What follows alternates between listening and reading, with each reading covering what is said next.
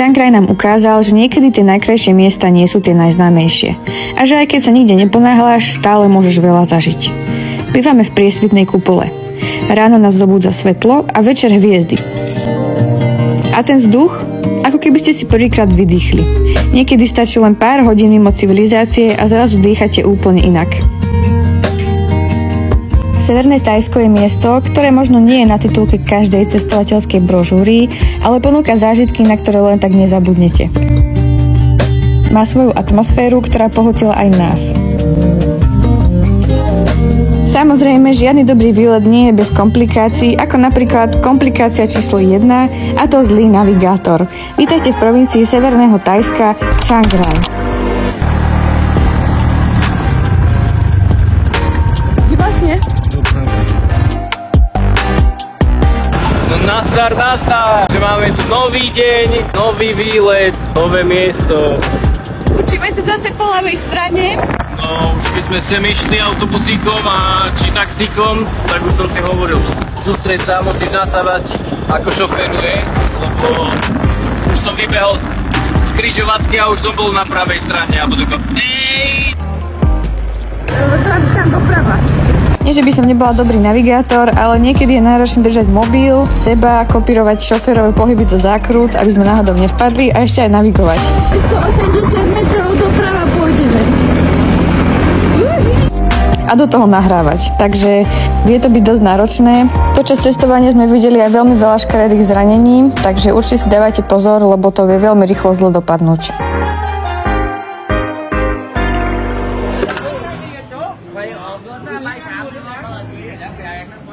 Začneme teda ale pekne po poriadku a vrátime sa na začiatok nášho dňa. Ešte predtým, než vám to tu ukážeme, poďme sa pozrieť na naše ubytovanie. Hľadali sme niečo naozaj výnimočné, niečo, čo si zapamätáme a myslím, že sa to aj podarilo. Stará sa oň veľmi milá rodinka a už pri príchode sme cítili, že to bude naozaj dobré miesto.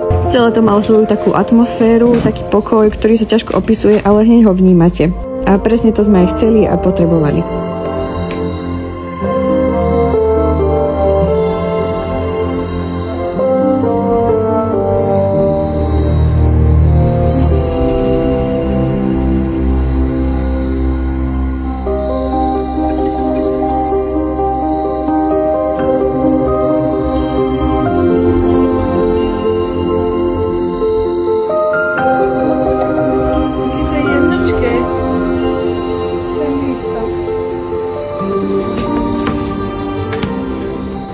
Aj keď ťa vidno cesto vlastne. Tak to príde. A počkaj, tu je make-up room. Nechceme make-up room. Je niekto doma? Kto otravuje? No poďte sa na toto pozrieť. Čo sa za sebou? Také stiesnené, toto tak trošku, aby si ste vedeli predstaviť. Takto to vyzerá. Tuto je vchod. Tuto je vchod, hej.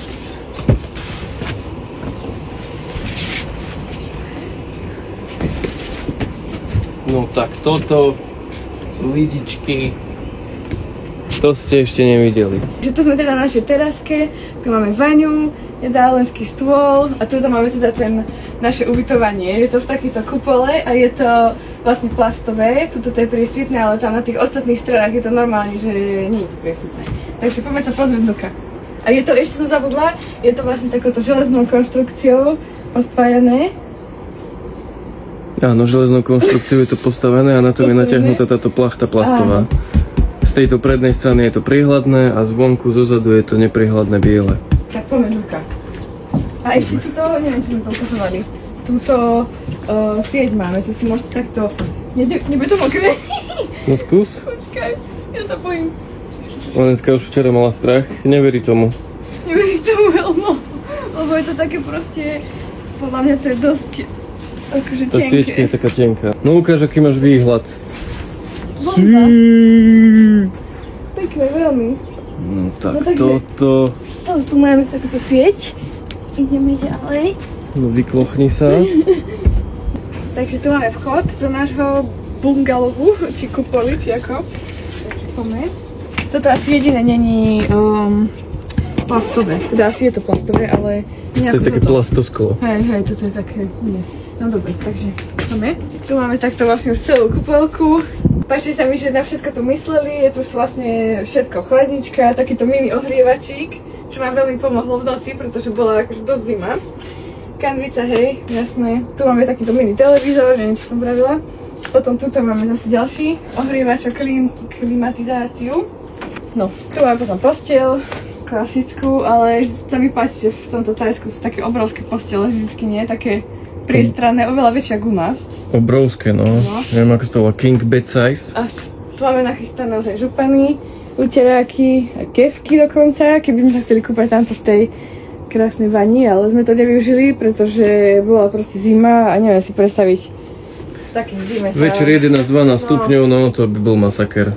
Takže sme to nechali tak, ale akože veľmi pekné. Ale pozrite ľudia na ten výhľad za Anetkou. Krása, toto je to také priesvitné, inak len tu je to priesvitné, všade je to akože zavreté biele, to nevidno nikde. Aby vás nevideli, hej, čo tu páchate. Je to také pekné. A toto sa mi veľmi páči, že to si takto môžete sadnúť.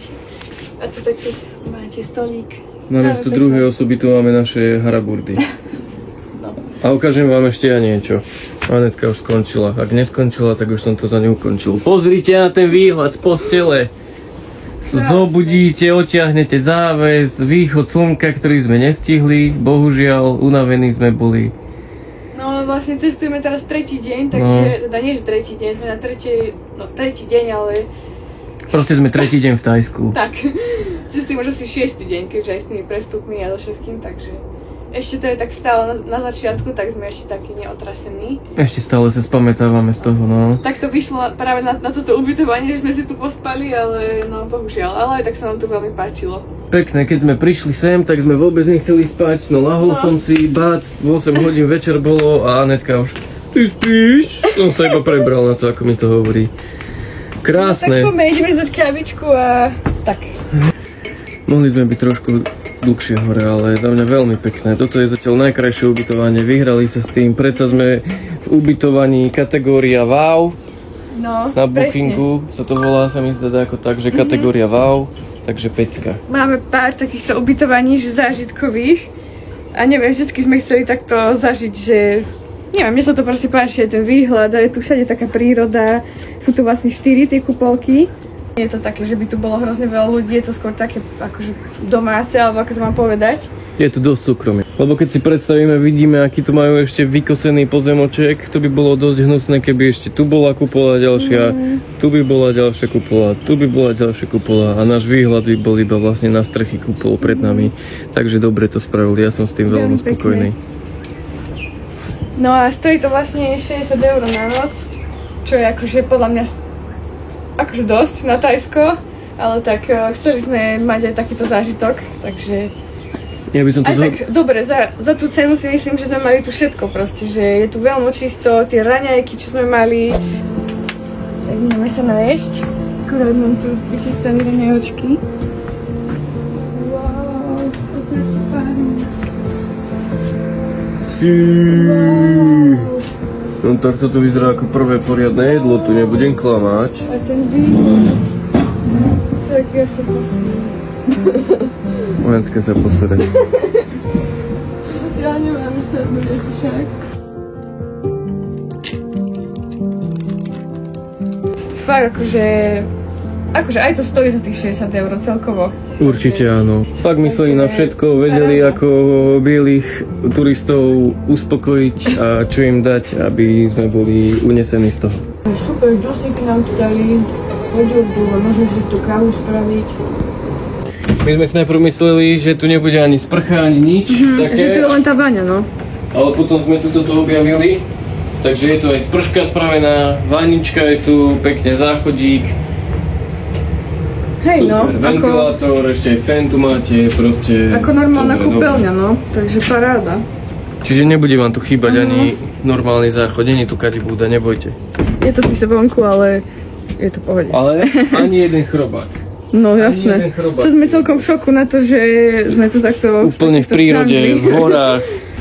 Čiže pekné, fakt. A na tom mne najviac závisí, aby tu neboli chrobáky.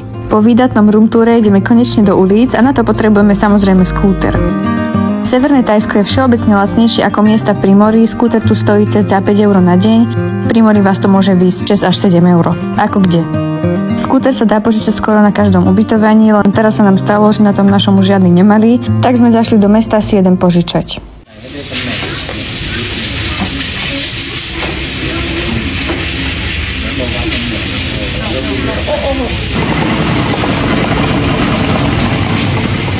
Tak vyberaj. Uha. No nič. Daj nám nejakú peknú mínometku. To nie. To? Vyzerá ako oné, na hokej taký.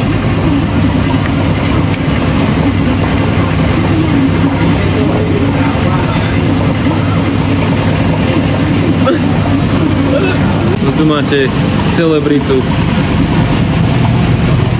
Nero! Hodí sa ti, neboj, si krásna. Aby mi nepadala hlavne. Pomôžeš mi? Takto? No dobre, dobre. A 250? 250, 300, 500, 600, 400. I think 250 is enough. How many days? 2 days. 2 days. To bude naša motorka. Tankujeme pred cestou.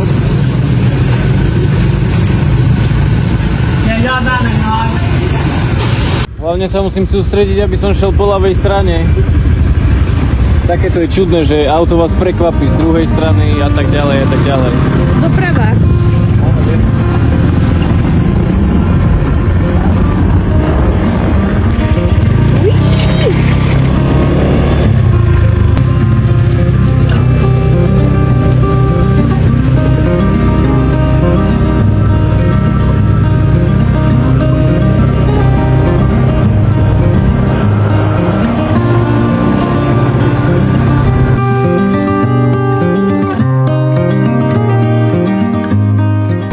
Prvá zastávka. Takže prvá zastávka je taká krásna kaviareň. Je to robené do takého rozprávkového štýlu, alebo ako to mám pomenovať. Fakt, že toto sme ešte nikdy nevideli, takéto niečo. Takže ideme vám toto všetko ukázať a uvidíte, no. Môžete si dať kávu, je to kaviareň a tak, nie? A tak, a ja vidím už v diaľke taký pekný vodopád, takže to bude epické. Ideme to tu preskúmať.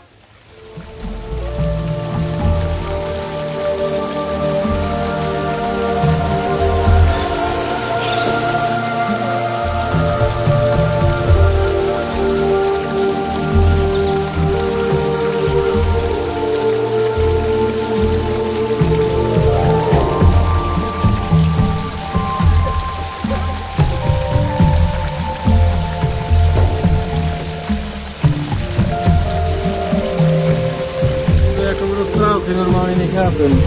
Wow, akože...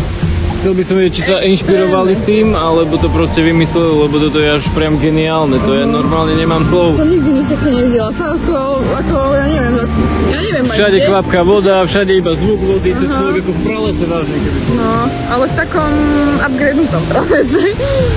Nie? Rozprávkovo. No. Čo sme, Avatarovi. A ja som si presne chcela, som že Avatar, úplne mi to tak príde. Что, пойдем сюда? Wow, to je epické. Aj keď je táto kaviareň celá vytvorená človekom, pôsobí ako keby tam rástla odjak živa. Všade para, zvuk vody, tropické rastliny a tie slnečné lúče tomu tiež dodali tú správnu atmosféru a pôsobilo to všetko veľmi prirodzene. Takýchto kaviarní je už zo pár postavených a sú obľúbené hlavne na severe Thajska. My sa nachádzame v Chiang Rai, ale ak sem nemáte cestu, tak hneď vo vedľajšom meste v Chiang Mai nájdete ďalšie takéto podobné kaviarne. Boli sme aj tam, ale táto je určite najkrajšia a určite vyhráva. Okrem toho, že si tu môžete a nemusíte dať kávu, tak sa platí aj vstup okolo 2 € na osobu. To je masaker, nie? Tak toto musela byť iná hlava, čo toto vymyslel. Uha! A dúha!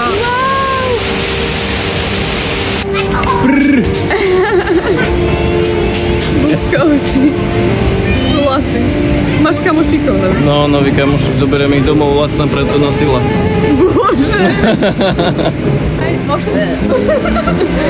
No, počkaj. 3, 4, A prečo tak ideš? 3, 4. Ak by ste sem náhodou zablúdili a chceli si dať vymliagať labky, tak nech sa páči. Ponúkajú tu aj masáž nôh a majú to tu fakt pekne spravené, ale ani jedného človečika. Aha. Lebo tu okrem kaviarne je teda aj masáž. Nie je to len kaviareň. Takže ono je to vlastne taká kaviareň, taká atrakcia a aj tu môžete dať masáž, no. Ale nikto tam není, takže... Ale to je úplne bežná vec, lebo tuto v Thajsku máte masáž na každom rohu, takže Presne. ma to vôbec neprekvapuje, že aj tu je taká menšia turistická pasca na nohy. Kam ideš? Tam je motorka naša. Trošku mi zmokli gate. Trošku iba.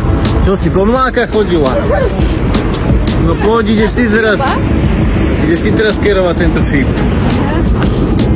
Klik. V Thajsku vyhľadávame miestne reštaurácie, pretože tu varia veľmi dobre a ich domáce jedlo nám veľmi chutí. Väčšinou si dávame takú klasiku, ryžu s mesom alebo nejaké pataj cestoviny. Varila tu veľmi milá rodinka a za to sme vždy najviac radi, keď vidíme, akí sú šťastní a vďační z toho, že sme prišli práve k ním. A dokonca keď videli, že mi chutí polievka, doniesli sami od seba ešte ďalšiu, aby sme si dali. Polievky sme si sami neobjednali a doniesli nám to len tak, takže to bolo tiež veľmi milé a môže sa vám teda stať, že vám to donesú gratis ako predjedlo.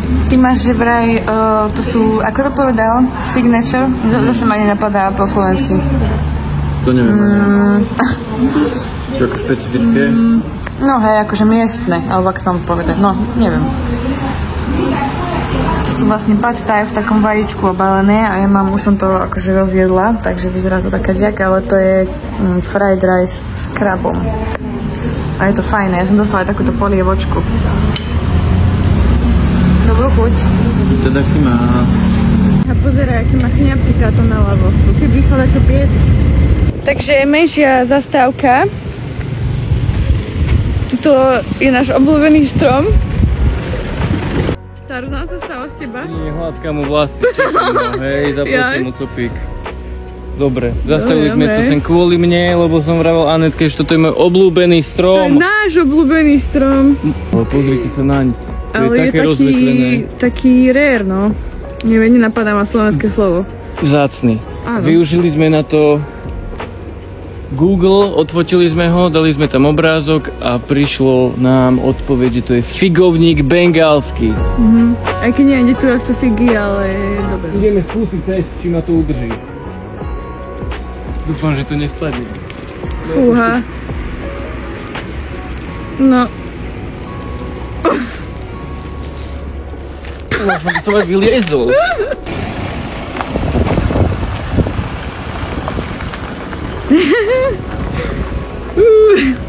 zlatý mi zakývali.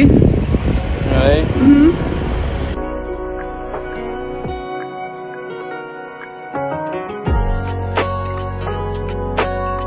To najlepšie sme si nechali samozrejme nakoniec a toto je jeden z dôvodov, prečo sme na sever vôbec šli.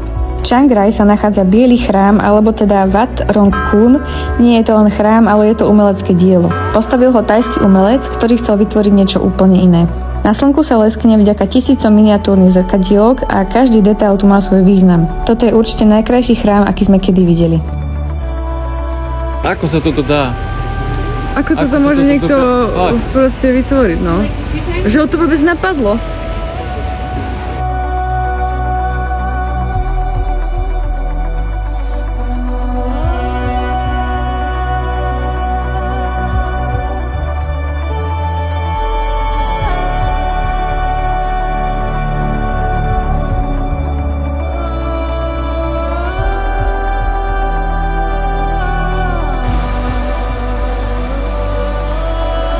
Takže sme na ďalšej zastávke a vlastne kvôli tomuto sme aj išli do Chiang Rai, pretože tu sa nachádza táto pamiatka, je to chrám. Najkrajší chrám na svete, aký ste kedy videli. To vám garantujem, ak máte aj zbehané Bali alebo niečo, kde sú epické chrámy, tak toto je topka. Ešte sme tam neboli, ale paradoxne dneska mi to vyskočilo na Instagrame a pozerám WTF, to je neuveriteľné. A teraz mi Anetka hovorí, že to je vlastne ono, tak je, že aha, aha.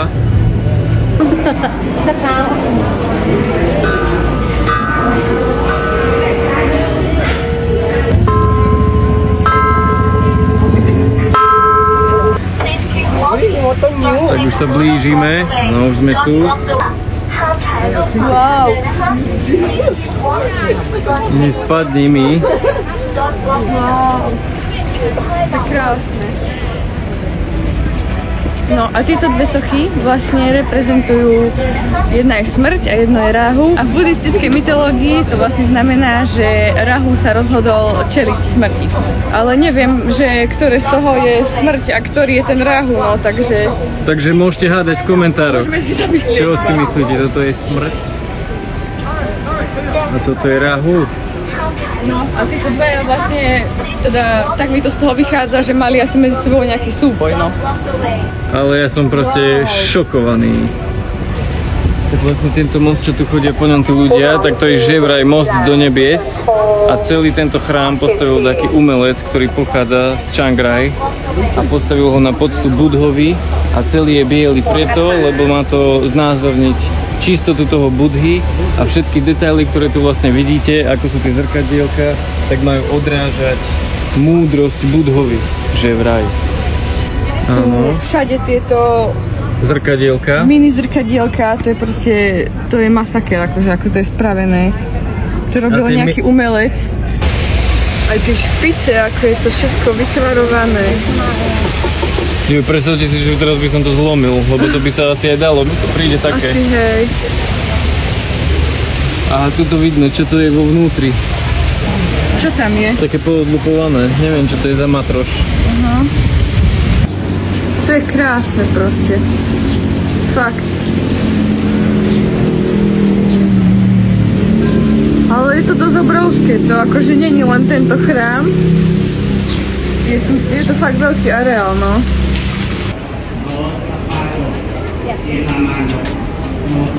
Ale sme si všimli, že v tejto Ázii sú v tomto takí prepnutí proste, všetko majú také megalomanské. Hej, Aj v chrámy. Bangkoku, čo sme boli, aj v Číne, čo sme boli, či už mrakodrapy, či už cesty, či už proste billboardy, alebo proste hociaké veci, ale to všetko Ale je toto je určite extrém. jednotka. Tak to duní. Neviem, že či toto je z dreva. Neviem, ukáž. Ale podľa mňa to bude asi z dreva, lebo to je také, keby som chcel takto zlomiť. No určite. No ale nechápem toho umelca, on to porobil všetko.